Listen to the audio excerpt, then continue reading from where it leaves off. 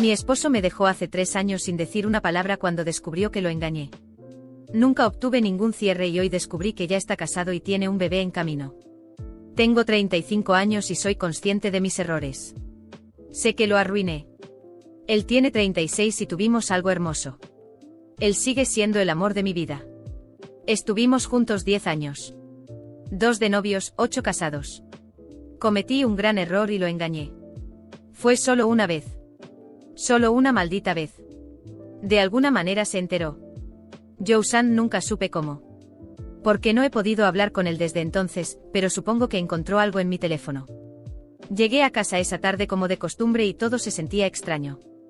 La casa simplemente se sentía más vacía y rápidamente me di cuenta de que sus cosas habían desaparecido. Entré en pánico y comencé a llamarlo una y otra vez, pero su teléfono ni siquiera sonaba. Entonces noté algunos papeles en la mesa. Me estaba divorciando y debajo de los papeles del divorcio había una nota que decía: esto es lo que haces con los infieles. Eso fue lo último que recibí de él en los últimos 3 años. Llamé a la información de contacto de su abogado, quien ha sido el único puente entre nosotros, pero solo me dijo que era su representante legal y que no quería verme. Lloré, me enojé, pero al final, su abogado solo me dijo que sería mejor si contrataba mi propio abogado. Pero no quise hacerlo. Me negué absolutamente a aceptar que 10 años de relación terminarían así. Sé que fallé, pero siempre quise arreglarlo.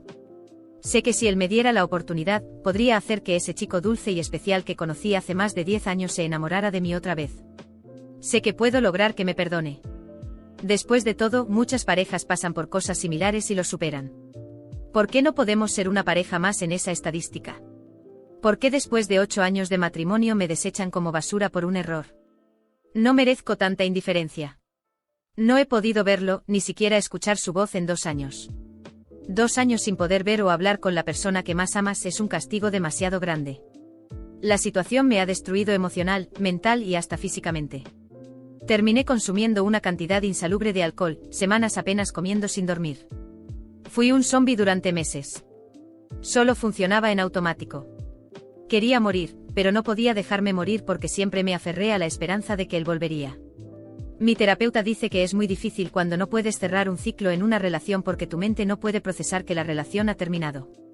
Así que siempre estás pensando que esa persona tocará la puerta, que despertarás de un sueño y ellos estarán allí a tu lado. El divorcio se finalizó hace más de 1 año y seré honesta, no lo hice fácil. No quería divorciarme y aún no entiendo cómo pudimos divorciarnos. Pedí terapia de pareja, pero él se negó. Sé por mi abogado que su abogado le aconsejó que fuera al menos 1 o 2 veces, pero se negó. Tardó bastante, pero finalmente el divorcio ocurrió. Ni siquiera puedo describir el sentimiento que sentí y aún siento, Joe-san, como si me hubieran arrancado un pedazo de mí. Sé que lo herí, sé que fallé. Creo que todos merecemos una segunda oportunidad. Cuando no pude soportar más el dolor, decidí comenzar terapia. Mi terapeuta no me da consejos para recuperarlo, solo se enfoca en que siga adelante con mi vida, animándome a conocer nuevas personas y salir en citas. Pero no quiero hacerlo.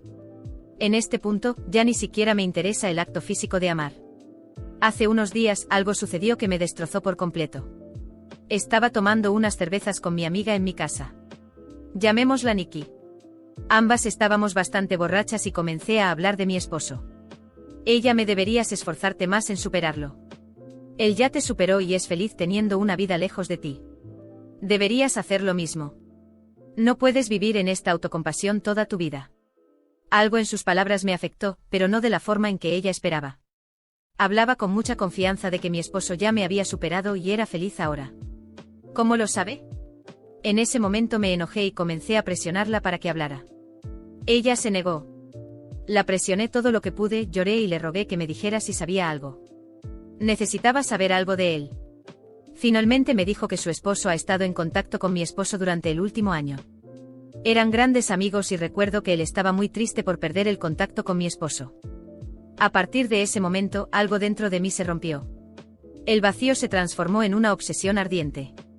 No podía creer que él me hubiera superado. Él era mío.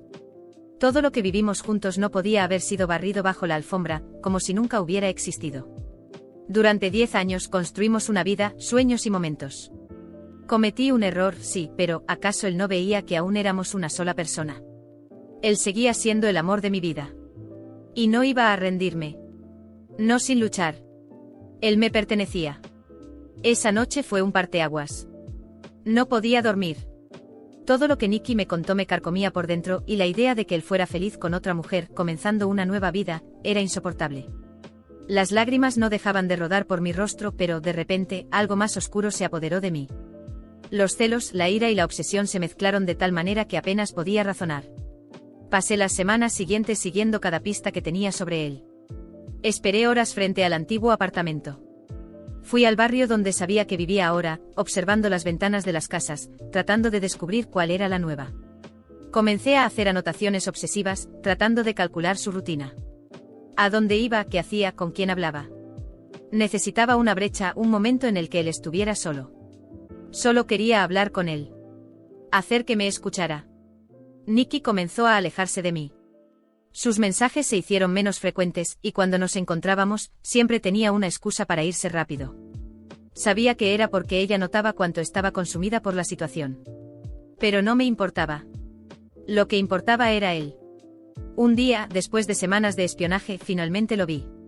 Salía de una cafetería con esa mujer, la otra, la intrusa. Ella estaba embarazada, llevando un brillo que yo nunca más tuve. Mi corazón comenzó a latir tan fuerte que pensé que me iba a desmayar. Era una visión dolorosa, pero al mismo tiempo, despertó algo oscuro dentro de mí. Ella no podía tenerlo. Necesitaba acabar con eso. Los seguí hasta el coche manteniendo una distancia segura. Cuando entraron al vehículo y salieron, mi impulso fue seguirlos. Estaba decidido a descubrir todo sobre esa mujer. ¿Quién era ella? ¿Cómo había conseguido lo que yo ya no podía? Necesitaba arruinar su relación. Quería que ella sintiera lo mismo que yo sentía. Que supiera que él era mío, y siempre lo sería. Al día siguiente comencé a investigar su vida. Encontré su nombre en las redes sociales y lo escudriñé todo. Descubrí dónde trabajaba, con quién convivía, los lugares que frecuentaba. Cada pedazo de información me daba más control sobre ella. Planeaba socavar cada parte de su felicidad, comenzando por las cosas pequeñas.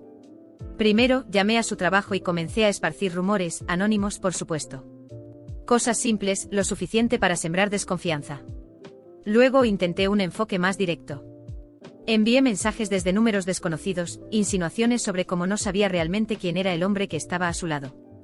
Me divertía viendo cómo las cosas comenzaban a desarrollarse. Quería que ella sintiera la misma incomodidad que yo sentía todos los días.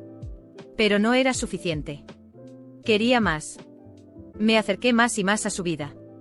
Comencé a frecuentar los mismos lugares que ella, observándola desde lejos mientras hacía compras o tomaba café con amigas. Cada momento era un tormento, pero también un combustible para mi odio y mi obsesión.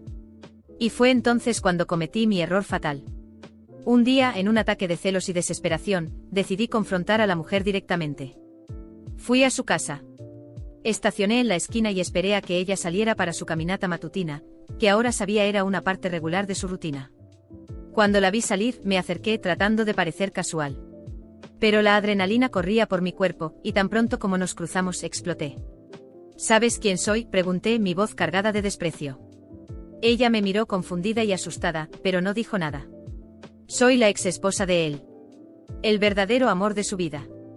Todo esto que crees que tienes con él, no es nada comparado con lo que nosotros tuvimos. Ella dio un paso atrás, tratando de alejarse, pero yo no retrocedí. Me quedé frente a ella, mirando directamente su barriga hinchada de embarazo.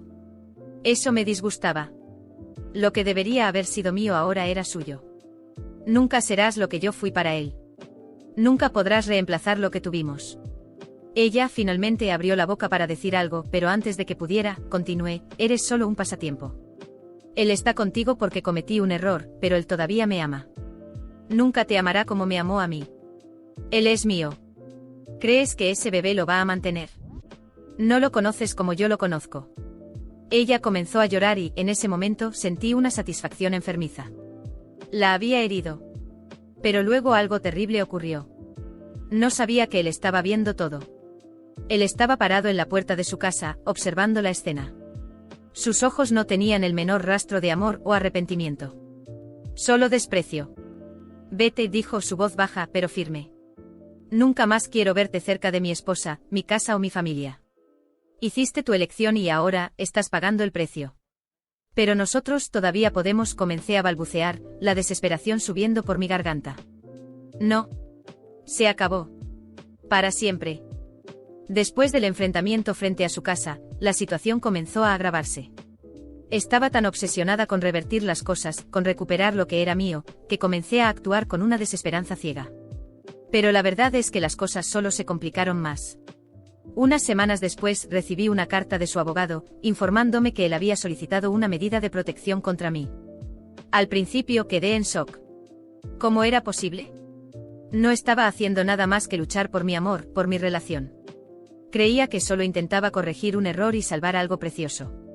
Y ahora estaba siendo tratada como una amenaza. El hecho de que él hubiera recurrido a medidas legales contra mí me hizo sentir aún más injustamente tratada. ¿Cómo podía ser tan insensible?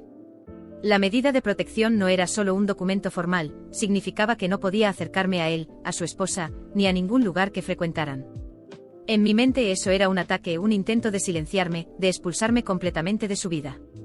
No podía entender por qué él no podía ver que solo estaba intentando arreglar las cosas. Mientras tanto, los rumores sobre su matrimonio comenzaron a circular.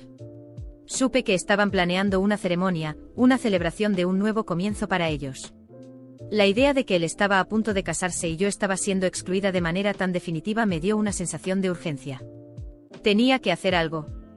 Tenía que demostrarle que todavía éramos hechos el uno para el otro, que nuestro amor no había sido en vano.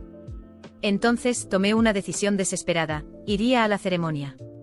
Sabía que eso violaba la medida de protección, pero la sensación de injusticia y la necesidad de probar que él aún me amaba eran más fuertes que cualquier miedo a las consecuencias. Necesitaba ver con mis propios ojos y tratar de hablar con él, intentar convencerlo de que lo que hice fue un error aislado y que aún podía perdonarme. El día de la boda, usé un vestido sencillo, no quería llamar demasiado la atención. Estaba allí para hablar con él, no para causar un escándalo. Llegué al lugar de la ceremonia con anticipación y logré esconderme entre las flores y arbustos que decoraban el lugar. Esperé pacientemente, mi mente corriendo con todas las posibles palabras que le diría. Finalmente, cuando comenzó la ceremonia, me acerqué al lugar.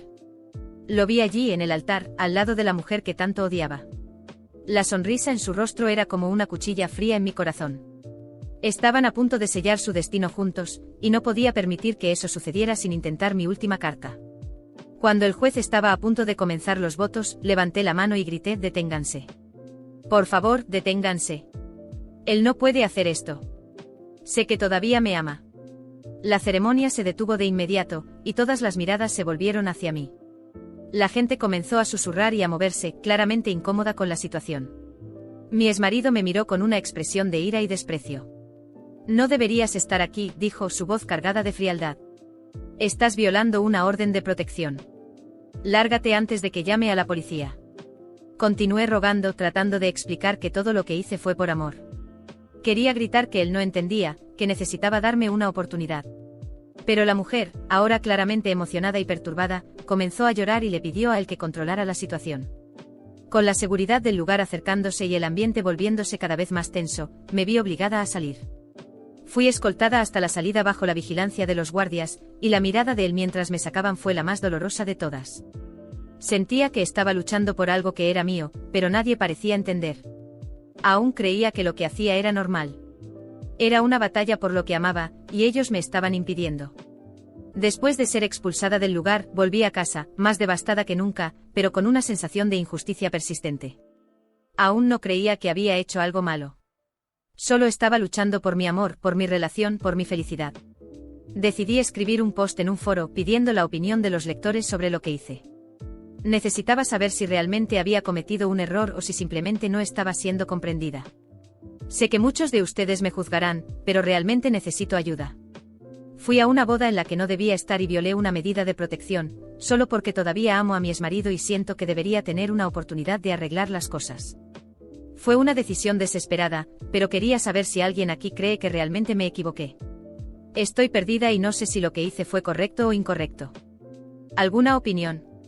Publiqué el mensaje con la esperanza de que alguien pudiera entender el dolor que estaba pasando.